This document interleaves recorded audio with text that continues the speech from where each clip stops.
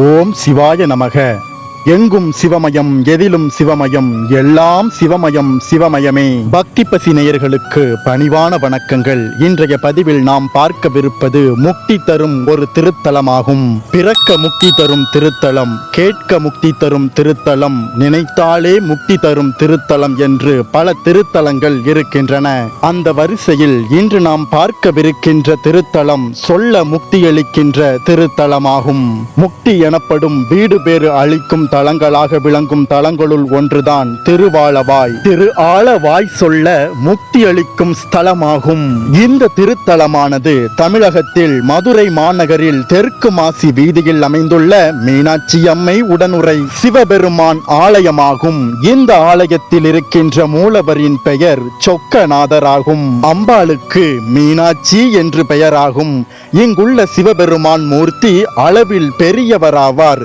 தெற்கு திசைக்கு தலைவனாகிய யமன் வழிபட்ட கோவில் என்பது இதன் சிறப்பாகும். இந்த ஆலயம் மதுரையில் உள்ள பஞ்சபூத ஸ்தலங்களில் அக்கினி ஸ்தலமாக விளங்குகின்றது. திருவிளையாடற் புராண கதைகளுள் ஒன்றான மதுரைக்கு எல்லை கட்டிய படலம் நிகழப்பெற்ற இடம் என்ற பெருமைக்கு உரியதும் இந்த ஆலயமே ஆகும். இந்த திருத்தலம் திருநீற்று பதிகம் பாடப்பெற்ற தலம் என்பதால் சிவபெருமானை நினைத்து சொல்லப்படும், ஓதப்படும், பாடப்படும் பதிகங்கள் நம் மனதை தூய்மையாக்கி, உடலை தூய்மையாக்கி, உலக பந்தங்களில் இருந்து நம்மை விடுவிக்கின்றது. அப்பன் தேன் திருவாலவாய் சுவாமியை வணங்கினால் நோய் நொடிகளில் இருந்து விடுதலை கிடைப்பதாக நம்பிக்கை இருக்கின்றது. மேலும் இந்த தென் திருவாலவாய சுவாமியை வணங்கினால் மரண துன்பம் நீங்கும் என்றும் புராணங்கள் கூறுகின்றன. இந்த ஆலயத்தில் இருக்கின்ற அரச மரத்தினை 108 முறை சுற்றி வலம் வந்து திருவாலவாய சுவாமியை உள்ளம் உருக நினைத்து வேண்டி நின்றால் மரண துன்பமும் நீங்கும் என்கின்றார்கள். எனவே இந்த திருத்தலம் சொல்ல முக்தியளிக்கும் திருத்தலம் என்று சொல்லுதற்கரிய புகழ்பெற்ற திருத்தலமாக விளங்குகின்றது.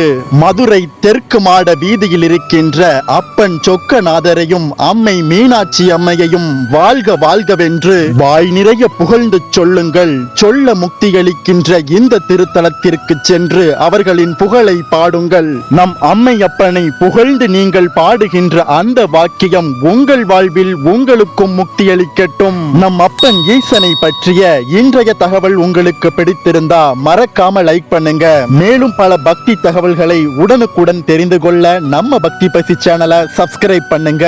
மீண்டும் ஒரு சிறந்த பக்தி தகவலோடு உங்களை சந்திக்க வரும் வரை காத்திருங்க பக்தி பசியோடு. வணக்கம்.